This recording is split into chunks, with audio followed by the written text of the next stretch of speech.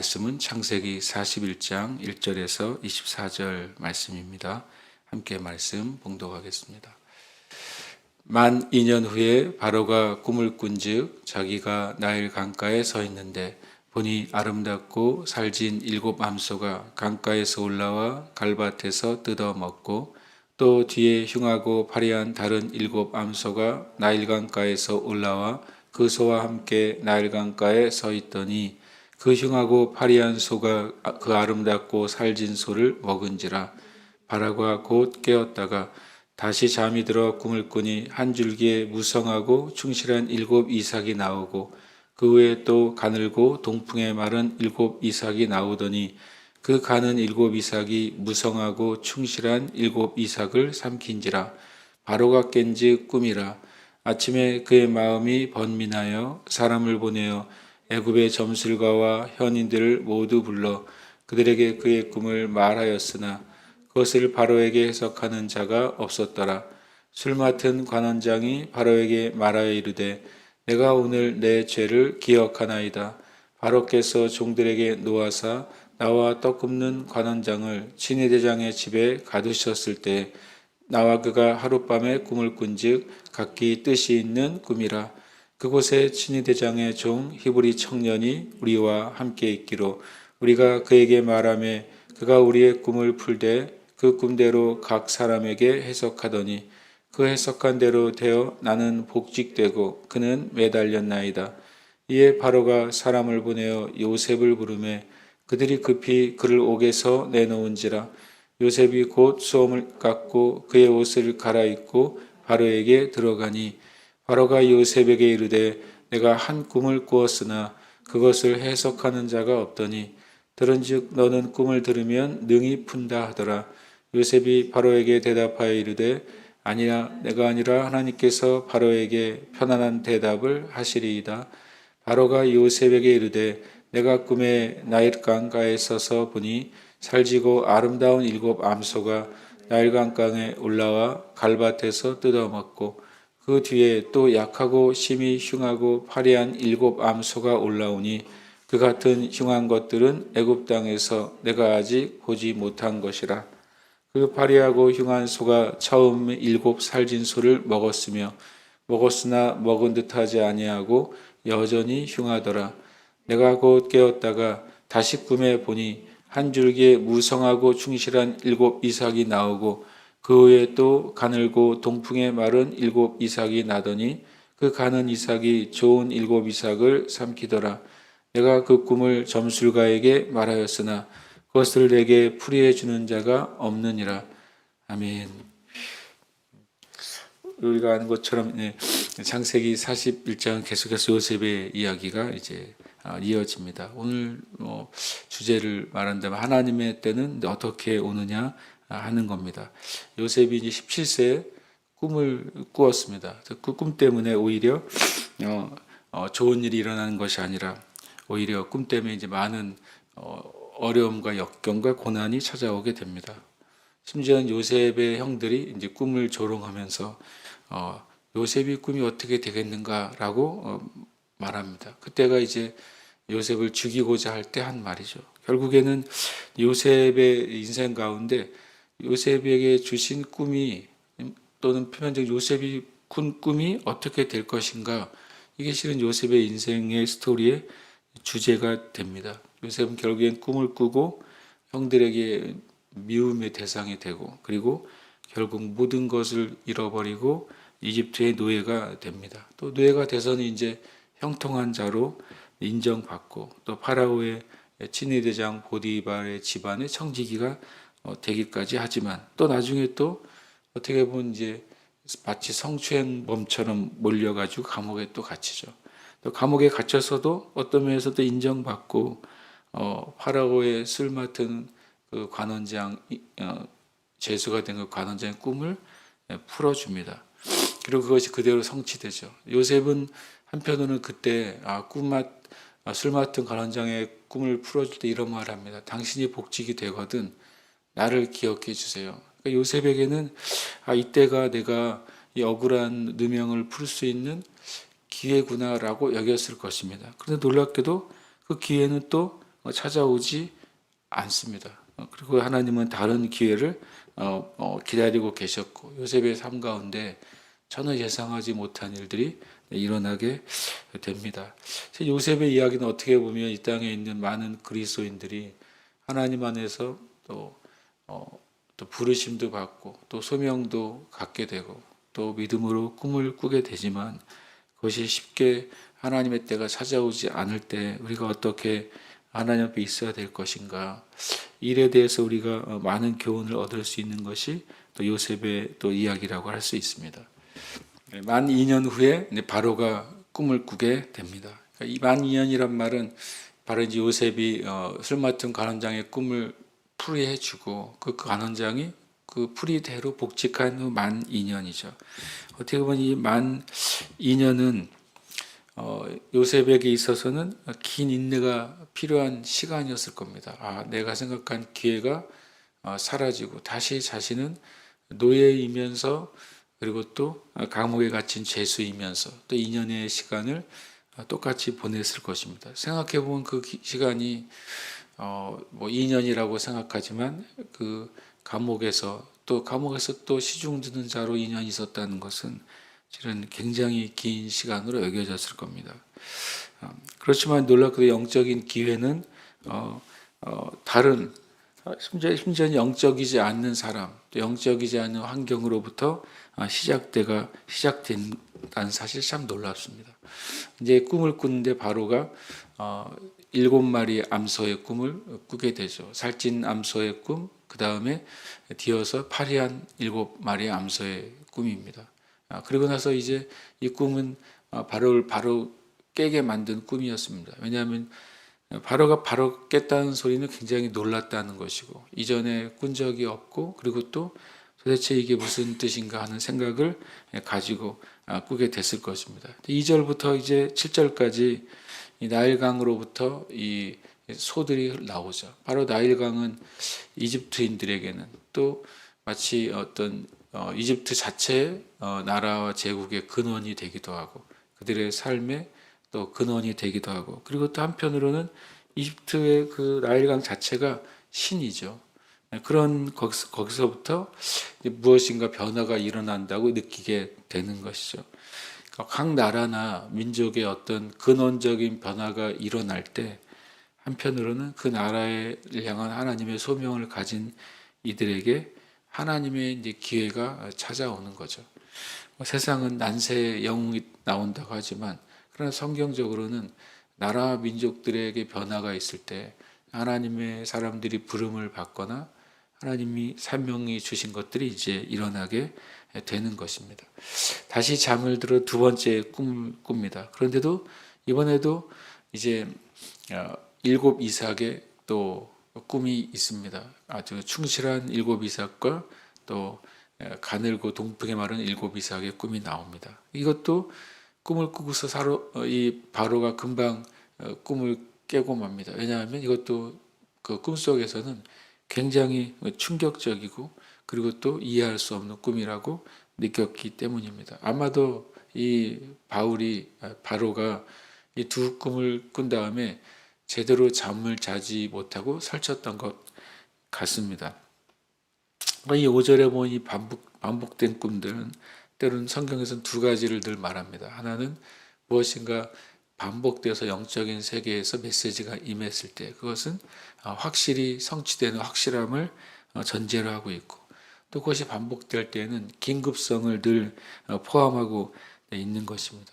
하나님께서는 매 세대에 하나님의 종들에게 반복적인 메시지를 주신다. 그렇다면 그것은 교회를 통해 또 하나님의 백성들을 준비시키시는 일이라고 저는 생각합니다. 그리고 성경 그런 일이 여러 번 자주 있었고 그리고 그렇다면 이 세대에도 하나님의 종들이 또 영적인 하나님의 사람들이 반복해서 경고하거나 반복해서 선포하거나 반복해서 말씀하시는 메시지가 무엇인가 교회가 귀를 기울여야 할 때가 지금의 시대라는 사실을 우리가 느끼게 됩니다. 아침에 이제 그의 마음이 번민했다. 그러니까 아마 그 두 개의 꿈 꾸고 나서 이 바로가 제대로 잠을 청하지 못하고 뒤척였을 것입니다. 그러면서 이 꿈이 무엇인가 중요하거나 또는 어떤 큰 일이 벌어지거나 아니면 반대로 나쁜 일이 벌어질 것 같은 그런 마음이 아마 이 왕의 마음에 들었을 것입니다. 그러나 이제 아무도 해석해 주는 사가 없을 때 엄청난 이제 마음에 갈등이 생겼을 것입니다. 애굽의 점술과 현인들이 그동안 이 실은 이 바로의 모든 국정이나 바로가 나라를 이끌어 가는데 이러저런 이제 협력을 하고 또 이러저러한 문제에 대한 해결책들을 제시했을 겁니다. 그러나 이 꿈은 어떻게 된 일인지 그렇게 잘 풀었던 점수가들도 깨닫지 못하고 현인들도 깨닫지 못했다고 합니다. 알고 보면 점술가와 현인들은 당시에는 이제 꿈을 꾸는 것을 해몽하는 전문적인 사람들이잖아요. 이들이 해몽하지 못했다고 하는 것은 실은 이들에게 그런 어떤 그동안 다른 신들로부터 왔던 메시지를 해몽했던 일이 어떻게 보면 하나님의 꿈 앞에서는 무용지물이 된 것이죠. 그러면 이제 바로의 입장에서는 더 큰 문제라고 여기는 것입니다. 그동안 애굽의 점술가와 현인들을 의지해서 많은 것들을 이제 해석하고 또 그들의 신과 어떤 교통을 통해서 나라를 이끌었는데 이제는 그것들을 해석했던 이들이 무용지물이 되는 꿈이 등장한 것이죠. 새로운 신이 등장하거나 아니면 새로운 점술과 현인이 필요한 상태가 돼버린 것입니다. 그래서 어떻게 보면은 하나님의 사람들이 언제 일어날까? 또 하나님의 때가 언제 올까? 또 준비된 하나님의 사람들에게 기회가 언제 올까? 그것은 바로 문제가 일어나는데 당장 그 문제에 대한 해결자가 나타나지 않을 때 오히려 하나님의 사람들에게는 하나님의 뜻이 그를 통해 성취될 기회가 오는 것입니다. 그렇게 보면 지금 저 여러분이 살아가는 이 세대 엄청나게 급변하는 세대고 그리고 또 급변할 뿐만 아니라 점점점 마치 먹구름이 밀려오는 것처럼 많은 일들이 동시다발적 일어나는 시대가 돼버렸습니다. 이 사람 저 사람 많은 전문가들이 이 세대를 향한 또 문제들을 향한 답을 내고 있지만 또 알고 보면 그 답을 내는 것보다 더 큰 일들이 일어난다고 느껴집니다. 그래서 저는 오히려 대한민국을 포함한 전 열방에 정말 준비된 하나님의 사람들이 일어날 때가 지금의 때가 아닌가 이런 생각을 더 많이 갖고 기도하게 되는 것입니다. 그리고 술 맡은 간원장이 그때 이 상황을 지켜보다가 자신의 이야기로 이제 시작을 합니다. 자신이 갇혔을 때 그때 히브리 종 하나가 문제를 해결했다는 사실을 말하고 있습니다. 이것을 이제 보면서 그리고 그 종이 해석한 대로 나는 복직되고 매달렸습니다. 이런 말을 합니다. 제가 이것을 보면서 재미있는 깨달음을 얻게 됐어요. 하나님의 사람들에게 하나님의 때 이제 하나님의 역사의 기회가 찾아오는데 그 기회의 창은 놀랍게도 실은 믿는 자가 아닌 이 사람으로부터 시작이 되죠. 그리고 그것은 이 요셉이 이 술 맡은 간원장에게 선한 일을 베푼 일의 결과입니다.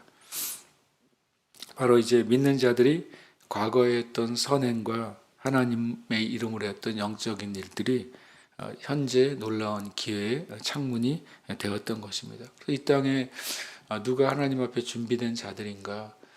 가장 어려울 때 다른 사람들을 섬긴 사람들에게 기회가 올 것입니다. 또 가장 어려울 때 주님의 몸된 교회들을 세운 사람들이 하나님의 기회가 있을 것이라는 마음을 갖습니다. 그래서 하나님은 우리의 행함을 다 알고 계시고 하나님은 진정한 선과 의가 무엇인지 아시는 분이기 때문에 그렇습니다. 이에 이제 바로가 사람을 보냅니다. 요셉을 부르고 그들이 급히 그를 옥에서 내놓고 요셉이 수염을 깎고 옷을 갈아입고 바로에게 들어갑니다. 제 이 말씀을 묵상할 때 이런 마음을 주셨습니다. 바로가 움직이잖아요. 바로가 움직이니까 그동안 요셉을 둘러싸고 있던 모든 사슬은 한 번에 끊어지는 거죠. 예를 들어서 이제 형들이 요셉에게 걸쳐 놓은 사슬은 노예의 사슬이잖아요. 형들이 팔아서 노예가 됐으니까요. 그래서 계속 노예의 사슬 가운데 묶여 있었죠. 또 보디발이 요셉에게 묶어 놓은 사슬은 바로 이제 죄수라는 사슬이잖아요. 형들도 요셉에게는 권위자고 높은 자고 능력 있는 자입니다. 또 보디발도 요셉에게 있어서는 권위자죠. 그러나 그 모든 악한 권위자들이 묶어 놓은 사슬이 바로라는 다른 종류의 권위자가 움직이는 순간 그것이 다 완전히 끊어지게 되는 것입니다.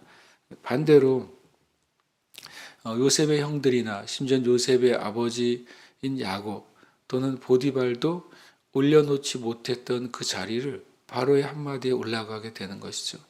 이 14절로 말미암아서 실은 요셉은 보디발보다 높은 지위에 서게 되고 당연히 이제 이 요셉의 형들보다 높은 지위에 그 순간에 서게 되는 것입니다.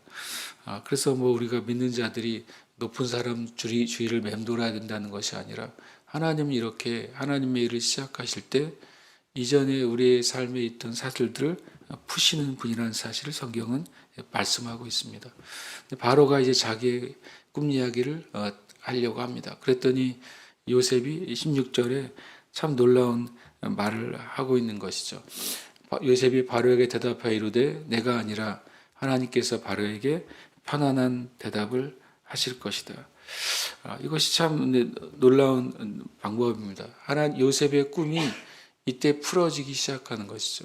요셉의 꿈이 자기 꿈이 펼쳐지는 것이 아니라 다른 사람의 꿈이 열리는 것을 요셉이 돕는 자가 되고 그것이 하나님이 요셉에게 주신 꿈이 펼쳐지는 놀라운 새로운 문이 되는 것입니다. 요셉이 이제 노예도 되고 감옥에도 갇힌 자가 됐지만 가장 높은 이 바로 앞에서 하나님을 온전히 의지하는 고백을 합니다. 이것이 어떤 면에서는 진짜로 꿈이 풀어지는 준비가 됐다는 증거인 것이죠.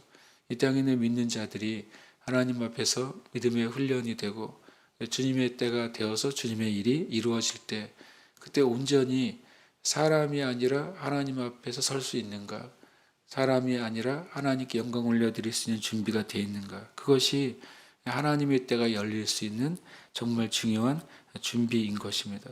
저 여러분이 이 세상의 삶 가운데 또 하나님 우리에게 주신 신앙의 여정 가운데 온전히 하나님께만 영광 올려드리는 그런 영적인 준비가 저 여러분이 되시기를 축복합니다.